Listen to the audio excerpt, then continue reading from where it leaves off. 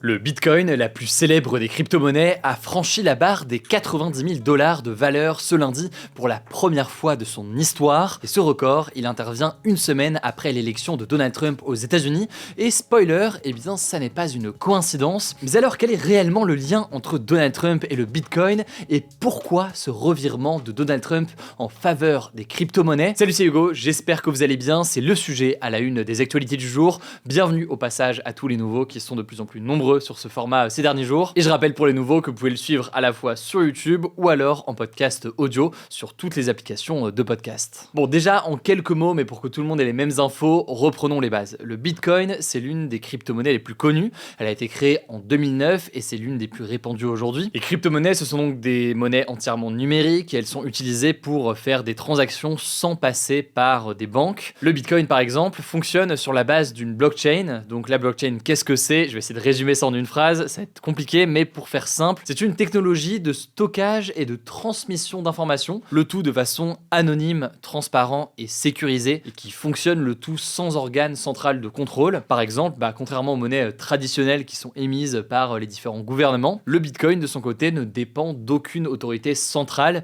dans le sens où il n'y a pas, par exemple, la Banque Centrale Européenne que l'on peut avoir en Europe. Bon, la valeur du Bitcoin a énormément fluctué au fil des années, elle a atteint un premier âge d'or en quelque sorte autour de 2017 avec une valeur de 20 000 $. Et ensuite une deuxième période importante en 2020-2021 pendant le Covid lorsqu'il a atteint un pic à 69 000 $. Et ces dernières années, il était plutôt redescendu, sachant que la valeur d'une crypto-monnaie, ça c'est pareil quelque chose qui est dur à résumer comme ça en deux mots, mais ça dépend vraiment de l'offre et de la demande. Pour dire les choses très simplement, plus il y a d'achats, plus il y a de personnes qui veulent l'acheter, et bien plus la valeur va monter. Et à l'inverse, plus il y a de ventes, et bien plus la valeur va baisser. On en vient tout doucement à Donald Trump. Le Bitcoin a dépassé les 90 000 $ de valorisation ce mercredi, soit environ 84 000 € pour un Bitcoin. Ça représente une hausse d'environ 30% en 6 jours. Et pour vous donner une idée, effectivement, avant l'élection, il était aux alentours, même plutôt en dessous des 70 000 $. Alors quel lien entre Donald Trump qui vient d'être élu à la Maison Blanche et la hausse de la valeur du Bitcoin, et pourquoi est-ce intéressant à analyser? Bon, déjà pendant sa campagne, Donald Trump a déclaré qu'il voulait faire des États-Unis la capitale mondiale du Bitcoin et des crypto-monnaies. Il a même lancé sa propre crypto-monnaie en octobre nommée World Liberty Financial. Je vais pas rentrer dans les détails de ce projet, mais si vous voulez en savoir plus,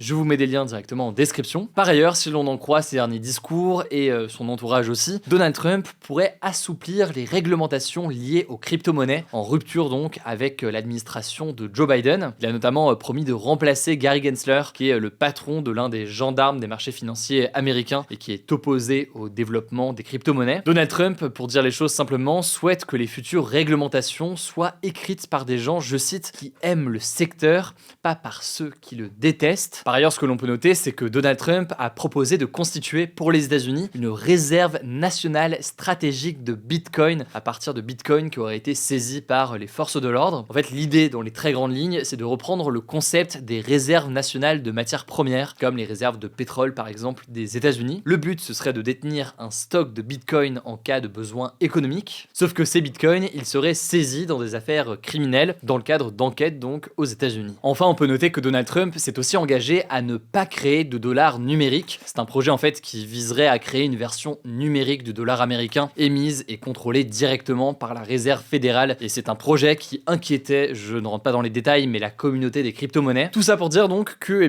l'ensemble de ces annonces lors de la campagne présidentielle américaine suivie de l'élection de Donald Trump ont rassuré en quelque sorte les marchés des crypto-monnaies, ce qui a entraîné donc une envolée de la valeur du Bitcoin, mais aussi d'ailleurs d'autres crypto-monnaies. Mais alors comment expliquer d'un coup cet engouement comme ça de Donald Trump pour les crypto-monnaies? Bon, déjà il faut savoir qu'il y a encore 3 ans, Donald Trump n'était pas vraiment tendre avec le Bitcoin, il qualifiait cela d'arnaque qui menace le dollar, sauf que entre-temps, il a reçu le soutien de nombreuses personnes qui gravitent autour de l'écosystème des crypto-monnaies, des personnes qui ont financé en partie sa campagne. Alors parmi les exemples connus, on a Cameron et Tyler Winklevoss, cofondateurs de la plateforme de crypto-monnaie Gemini. C'est aussi ces deux frères au passage qui accusent Mark Zuckerberg de leur avoir volé l'idée de Facebook. Bref, en tout cas, ils ont fait $1 million de dons à Donald Trump pour sa campagne, mais évidemment, le soutien de l'univers des crypto-monnaies qui est le plus connu, c'est Elon Musk. Alors Elon Musk, certes, c'est le milliardaire derrière SpaceX, Tesla ou encore X, mais c'est aussi un très grand défenseur des crypto-monnaies. Bref, premier élément d'explication donc, s'il est massivement soutenu soutenu par des pro-crypto, il aura tendance à soutenir des positions allant dans ce sens pour s'assurer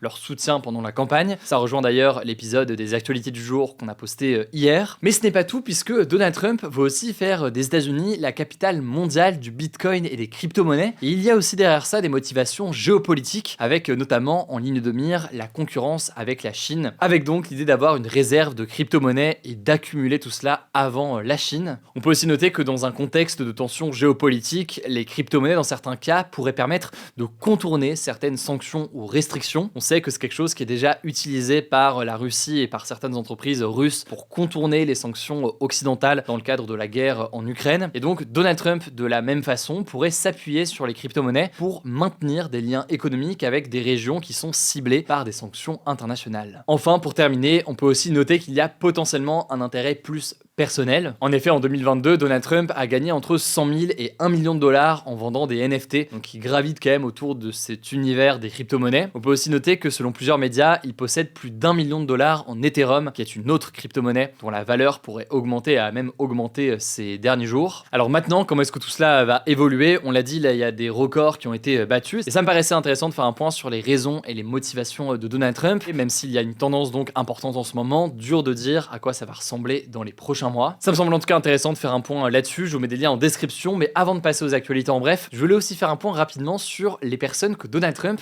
a prévu d'intégrer dans son gouvernement. Alors on en avait déjà parlé il y a quelques jours, il a déjà décidé de confier un poste de ministre au milliardaire Elon Musk. Plus précisément, il sera à la tête d'un nouveau ministère chargé de l'efficacité gouvernementale, et ce, aux côtés de l'homme d'affaires républicain Vivek Ramaswamy. Ils auront pour mission notamment de couper dans les dépenses jugées inutiles par Elon Musk et son équipe. D'ailleurs, Elon Musk a déjà annoncé qu'il publierait, je cite, un classement des dépenses les plus terriblement stupides. Autre nomination et pas des moindres, c'est celle de Pete Hegseth, un ancien major de l'armée américaine en Irak et en Afghanistan. Il est actuellement présentateur de la chaîne Fox News. Il devrait devenir secrétaire à la défense. Alors récemment, il a notamment déclaré s'opposer globalement au placement des femmes dans l'armée aux positions de combat. C'est ce qu'il a déclaré notamment il y a quelques jours dans le podcast Sean Ryan Show. Enfin, parmi les nominations, on peut noter Mike Huckabee, l'ancien gouverneur de l'Arkansas et proche des évangéliques, qui est l'une des branches du protestantisme. Il devrait être a priori nommé ambassadeur des États-Unis en Israël. Alors, il est connu pour être proche des milieux israéliens favorables à la colonisation de la Palestine. Il avait notamment déclaré, en parlant du territoire palestinien de Cisjordanie, que, je cite, l'occupation, ça n'existe pas. Par ailleurs, on peut noter que le Conseil de Yesha, qui est une organisation qui représente certains colons israéliens en Cisjordanie, avait aussi déclaré que Huckabee, je cite, est un vieil ami des colonies israéliennes. Bref, les premières nominations par Donald Trump donnent des informations sur l'orientation politique à venir de Donald Trump. Je vous mets des liens en description là aussi pour en savoir plus. Je vous laisse avec Blanche pour les actualités en bref et je reviens juste après pour le flashback du jour. Merci Hugo et bonjour à tous. On commence avec cette info. À Gaza, un nouveau point de passage pour l'aide humanitaire a été ouvert ce mardi. C'est ce qu'a annoncé l'armée israélienne. En fait, le 13 octobre, les États-Unis avaient donné 30 jours à Israël, donc jusqu'à ce mercredi, pour mettre en place plusieurs mesures destinées à augmenter et améliorer l'aide humanitaire à Gaza, qui est confrontée à une situation humanitaire catastrophique. Dans une lettre, ils avaient notamment demandé à Israël de laisser entrer jusqu'à 350 camions d'aide humanitaire par jour, d'ouvrir un 5e point de passage vers la bande de Gaza et de limiter les ordres d'évacuation. Les États-Unis avaient menacé Israël de suspendre une partie de leur assistance militaire si le pays ne répondait pas à ces exigences. Sur le point de passage, c'est donc chose faite. En parallèle, le Djihad islamique, un groupe allié du Hamas palestinien, a publié ce mercredi une nouvelle vidéo d'un homme qui semble être un otage israélien retenu en captivité à Gaza. Il s'agirait de Sacha Trouvanov, pris en otage le 7 octobre 2023, selon un média israélien. Deuxième actu, en Espagne, certaines parties de la Catalogne au nord-est et de l'Andalousie au sud ont été placées en alerte rouge en raison de fortes pluies ce mercredi. Il s'agit du niveau d'alerte le plus élevé. Pour rappel, l'Espagne a été frappée par des inondations meurtrières il y a 2 semaines, principalement dans la région de Valence, à l'est du pays, menant à la mort de 223 personnes selon le dernier bilan officiel. Certaines parties de Valence ont été placées en alerte orange, la deuxième plus élevée, dès ce mardi, et des dizaines de mairies de la région ont suspendu les cours et fermé les gymnases publics face à la menace de nouvelles pluies torrentielles. Les cours ont aussi été suspendus dans certaines régions du sud de la Catalogne, ainsi que dans quelques villes d'Andalousie. Troisième actu, en Martinique, un département d'outre-mer français, la figure du mouvement contre la vie chère, Rodrigue Petitot, a été interpellé ce mardi par la police. Depuis septembre, l'île est touchée par un mouvement de contestation qui a causé des émeutes et des violences urbaines. Rodrigue Petitot, qui est à la tête du Rassemblement Rassemblement pour la protection des peuples et des ressources afro-caribéens, a été interpellé à la suite d'une plainte pour violation de domicile et acte d'intimidation à l'encontre de personnes exerçant une fonction publique. En fait, il se serait introduit avec 3 autres personnes dans l'enceinte de la résidence préfectorale pour obtenir un entretien avec le ministre des Outre-mer,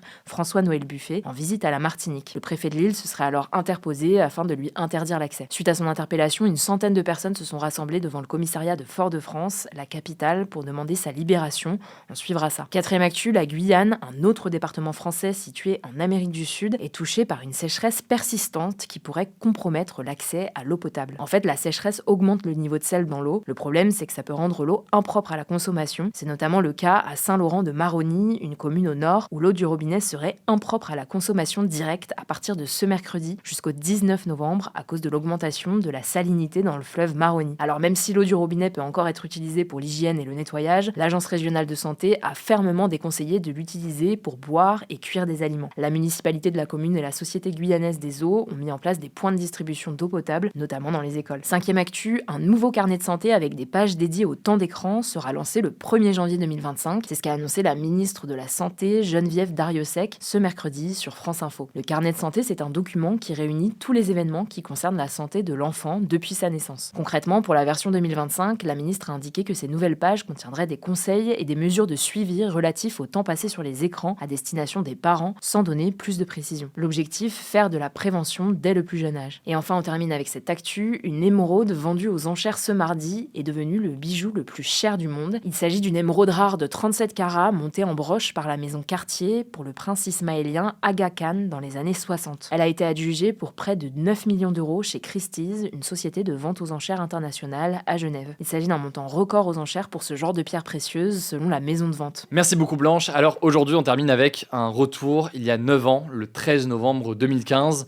Un commando de 9 terroristes du groupe État islamique commettaient des attentats coordonnés à Paris et à Saint-Denis, tuant 130 personnes et en blessant 400 autres. C'est ce jour-là notamment que la salle de spectacle du Bataclan a été prise pour cible avec 90 personnes tuées. Salah Abdeslam, le seul rescapé du commando de terroristes, a finalement été condamné à une peine de perpétuité incompressible en 2022. Autrement dit, il ne pourra jamais sortir de prison. Alors, en hommage aux victimes, des cérémonies ont eu lieu ce mercredi dans les 10e et 11e arrondissements de Paris, notamment devant le Bataclan, en présence, entre autres, du Premier ministre Michel Barnier. Emmanuel Macron a quant à lui publié un message d'hommage sur X. Ça me semble important de terminer ce format des actus du jour avec un retour sur cette date. Voilà en tout cas pour les actualités du jour. Vous le savez, je vous mets des liens directement en description si vous voulez en savoir plus. On est toujours preneur par ailleurs de vos retours sur ce format. Ce qui vous plaît, ce que vous voyez à changer ou autre, n'hésitez pas à nous le dire directement dans les commentaires. Merci pour votre confiance, prenez soin de vous, prenez soin de vos proches, et puis on se dit à demain pour une nouvelle vidéo.